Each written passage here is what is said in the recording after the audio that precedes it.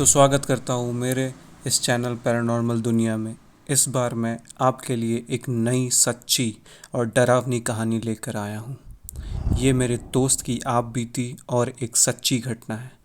इस वीडियो का टारगेट है 1000 व्यूज़ हो जाएंगे तभी मैं आपको इसका सेकंड पार्ट सुनाऊंगा। तो आप इसे ज़्यादा से ज़्यादा शेयर करें और मेरे इस चैनल को सब्सक्राइब करके बेल आइकन ज़रूर प्रेस कर दें ताकि आपसे कोई भी अपडेट मिस ना हो पाए। तो चलिए शुरू करते हैं कहानी।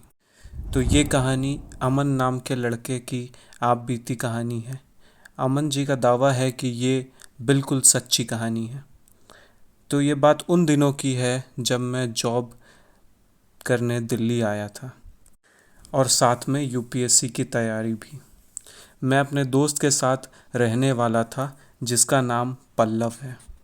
तो हमें दिल्ली जाकर वहाँ फ्लैट खोजना शुरू कर दिया और एक ब्रोकर के थ्रू हमें वहाँ के एक फ्लैट रहने को बहुत अच्छे तरीके से मिल गया, जो कि बहुत कम प्राइस पे मिला था। हम लोग बहुत खुश थे कि हमें इतना सस्ता फ्लैट मिल गया। एक दिन के अंदर हम लोग वहाँ शिफ्ट हो गए और ये हमारी सबसे बड़ी गलती थी कि हम लोगों ने उस फ्लैट के बारे में कुछ भी नहीं पता किया था। हम लोग शिफ्ट होने के बाद नीचे चले गए कुछ सब्ज़ी लेने के लिए। तभी सब्ज़ी वाले ने पूछा, भैया जी आप लोग नए लग रहे हो यहाँ। तो हम लोगों ने उसे बताया कि हाँ, हम लोग नए रहने आए हैं इस फ्लैट में। ये सुनते ही वो काफ़ी डर गया और हमें कहने लगा, भैया जी जितनी जल्दी हो सके आप लोग ये फ्लैट खाली कर दो। हमने बहुत पूछा लेकिन उसने कारण नहीं बताया। हमने सोचा ये सब हमें यहाँ नया समझकर भगाना चाह रहे हैं और इस चीज़ को ज़्यादा माइंड न करते हुए हम सब्ज़ी लेकर ऊपर आ गए। शाम हो चली थी तो हमने खाना बनाया और खाकर सोने चले गए। पल्लव ने मुझे कहा कि लाइट बंद कर दे, तो मैं भी लाइट बंद करके सोने लगा। लेकिन पल्लव को नई जगह होने के कारण नींद नहीं आ रही थी।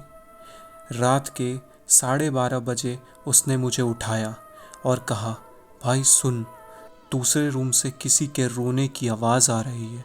लेकिन मैंने उसकी बात नहीं मानी क्योंकि अक्सर वो मुझे डराने के लिए ऐसे मजाक करता रहता था और मैंने उसे सो जाने को कहा और मैंने भी सोने लगा। लेकिन उतने में मुझे भी वो आवाज़ सुनाई देने लगी। आवाज़ सुनकर ऐसा लग रहा था जैसे कोई लड़की रो रही है। लाइट भी कटी हुई थी क्योंकि बाहर बहुत बारिश हो रही थी। तो हमने कैंडल जलाया और दूसरे रूम में जाकर देखने का फैसला किया।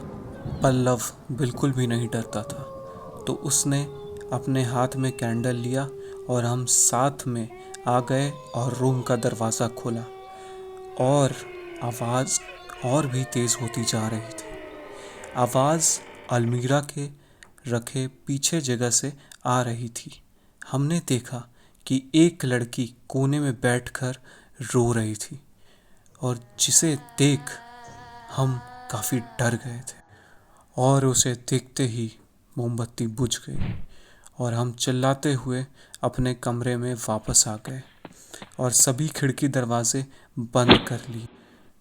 हम बहुत ज़्यादा डर गए थे और हनुमान चालीसा का लगातार जाप करने लगे।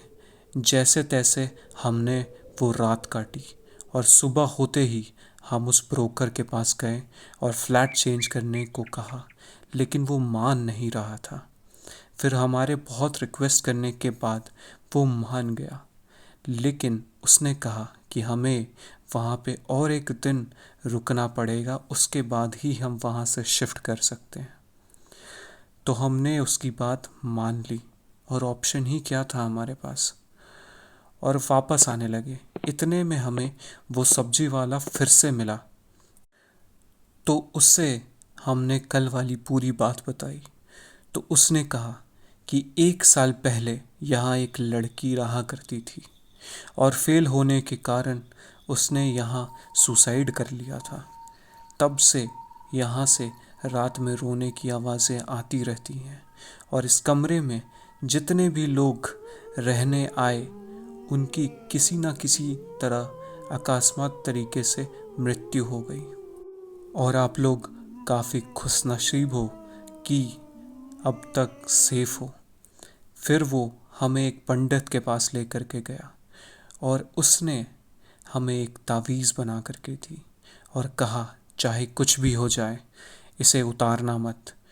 और ये थी अब तक की कहानी। तो आगे की कहानी के लिए आप इस चैनल को ज़रूर से ज़रूर लाइक कर दें और इसका हम गोल रखते हैं 1000 व्यूज़। अगर इतने पूरे हो जाएंगे तो हम सेकंड वाला एपिसोड ज़रूर अपलोड करेंगे जल्द से जल्द। तो थैंक यू वेरी मच मेरी कहानियाँ सुनने के लिए। शुभ रात्रि।